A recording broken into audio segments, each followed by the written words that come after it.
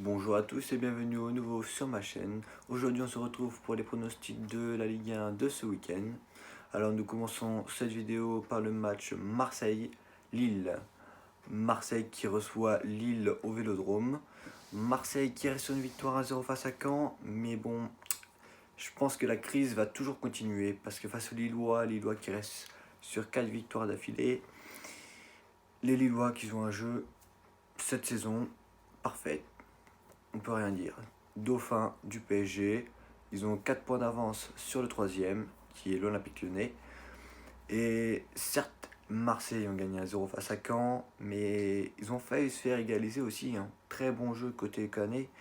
Mais bon, pour ce match-là, je pense pas que ça va suffire pour les Marseillais de gagner face aux Lillois.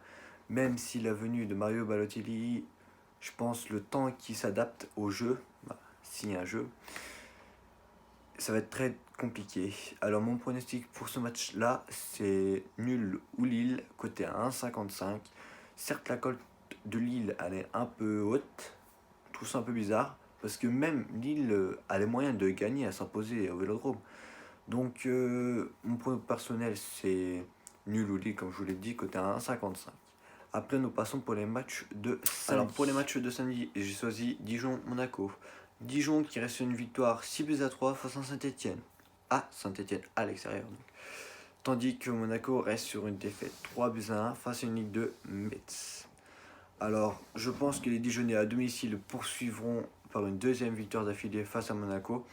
Après, le nul est possible. Donc, je préfère jouer la double chance Dijon ou nul, côté à 1,55.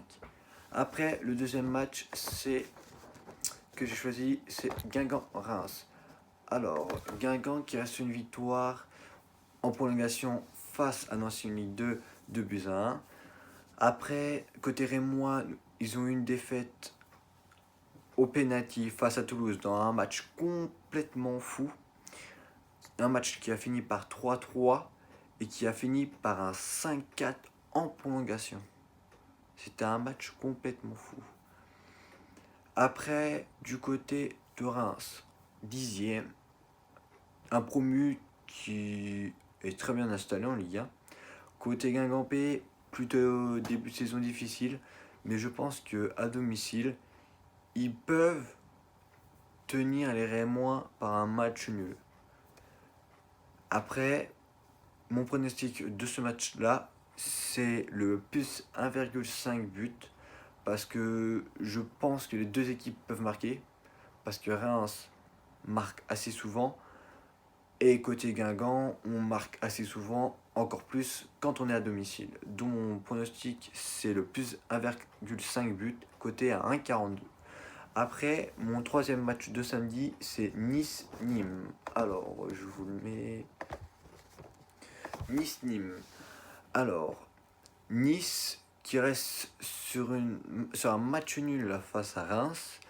Si vous vous rappelez, le match nul face à Reims, je vous l'avais donné en ultra fun sur l'autre vidéo côté à 3,10 qui est passé.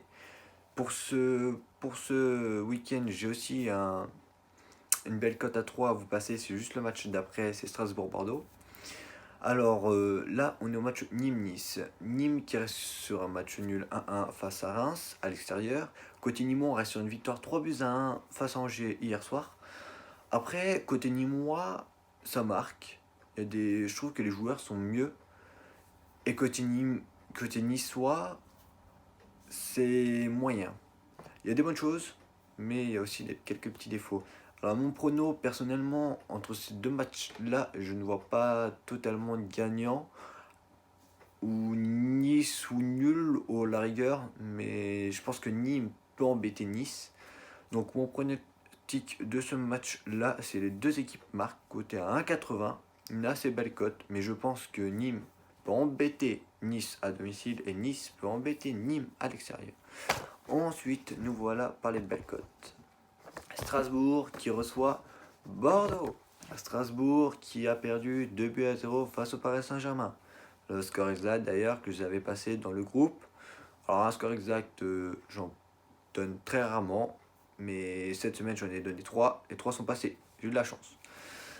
Après, côté Bordeaux, on reste sur 2 victoires d'affilée, une victoire 2-1 face à Angers et une victoire 1-0 à domicile face à Dijon. Alors ce match-là, je vous semble très serré. Parce que sur les 6 derniers matchs, Strasbourg reste sur 5 victoires et une seule défaite en coupe face au Paris Saint-Germain. Côté bordelais, on reste sur 3 victoires et 2 défaites. Mais je pense que ce match-là, vu qu'il se joue à Strasbourg, il y a avantage strasbourgeoise. Personnellement, sur ce match-là, je vois le match nul. Donc voilà pourquoi je vous donne le match nul côté à 3. C'est une assez belle cote à tenter parce que le match à 3-10, le match nul d'avant, il est passé certes par un but de la fin de Nice, mais c'est passé. Donc Strasbourg, Bordeaux, match nul côté à 3. Après, nous avons Toulouse-Angers. Alors, Toulouse-Angers. Toulouse-Angers pour les matchs du dimanche. Alors, Toulouse qui reste sur une victoire face à Reims, comme je vous l'ai dit tout à l'heure, dans un match complètement fou. Tandis que Angers reste sur une défaite 3-1 face à Nîmes. Alors, j'ai regardé ce match. Angers, on les a pas vus. Hein. Ils sont réveillés à la fin du match, mais les Nîmois, ils ont super bien joué. Mais là, face aux Toulousains qui restent sur des 3 assez bons matchs. Et personnellement, je vois Toulouse au nul, côté à 1,29. Même Toulouse gagnant, mais je reste sur la double chance au cas où. Parce que le match nul n'est pas exclu, il y a moyen. Après, Angers, il faut qu'ils se bougent la tête pour choper le match nul. Parce que Toulouse, je pense qu'ils déroulent. Parce que à Reims, ils ont gagné 5-4. Ils ont pris 3 buts, mais c'était l'équipe B. Il y avait 3 à 4 joueurs 4 qui n'étaient pas là. Donc Toulouse au nul côté 1,29. Après, vous avez Lyon-Amiens. Lyon-Amiens. Alors, Lyon qui reste sur une victoire 2-1 dans un chaudron, dans un match complètement fou. Lyon qui perdait 1-0 au chaudron, sont revenus à 1-1 par un penalty de Fekir et qui marque le but de la victoire dans le temps additionnel Dembélé. Un match complètement fou. Alors, un derby, c'est gagné, ça donne confiance. Côté Amiens, ça reste sur 2 défaites d'affilée.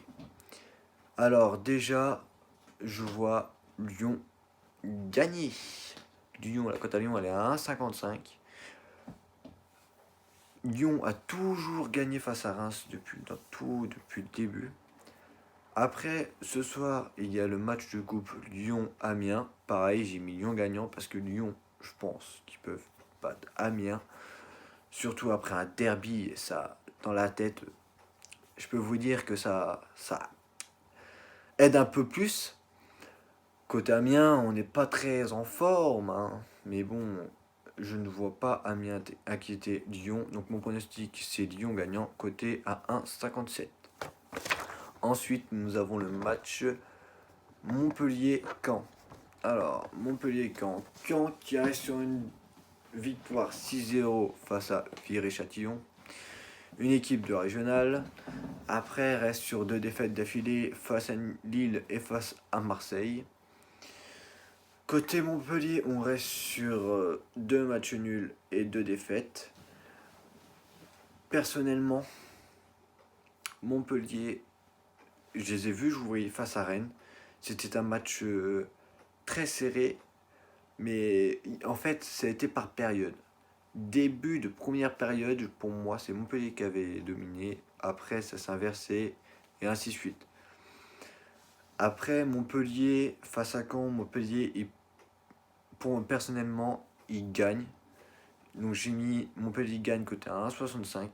Parce que quand, certes, il reste sur une victoire 6-0 face à une régionale, hein, c'est comme si je fais 10 minutes de route par là et j'arrive dans un club de régional. Mais bon, quand ils ont perdu face à Marseille et face à Lille, donc personnellement, je vois Montpellier gagner. Ensuite, le dernier match, c'est PSG Rennes. Le PSG face à Rennes. Alors, le PSG qui reste sur une victoire 2-0 face à Strasbourg. Avant qui reste face à l'Exploit 9-0 face à Guingamp.